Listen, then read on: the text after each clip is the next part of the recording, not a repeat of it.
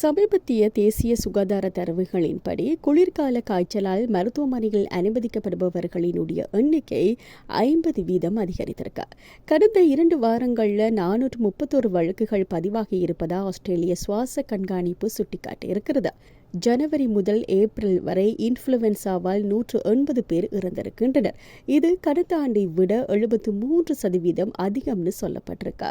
தீவு முழுவதும் இருக்கக்கூடிய மருத்துவமனைகளில் தீவிர சிகிச்சை பிரிவுகளில் அனுமதிக்கப்பட்ட நோயாளிகளினுடைய எண்ணிக்கையும் அதிகரித்திருக்கு.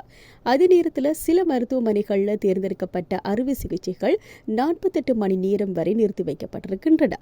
பல ஆண்டுகளாக தடுப்பூசி போடப்படாதவர்கள் அல்லது இதற்கு முன்பு வைரஸ் தொற்றுக்குள்ளாதவர்கள் அதிக ஆபத்தில் உள்ளனர் அப்படின்னு சொல்லி இன்ஃப்ளூவன்சா ஆராய்ச்சி மையத்தினுடைய இயக்குனர் சொல்லியிருக்கின்றார்.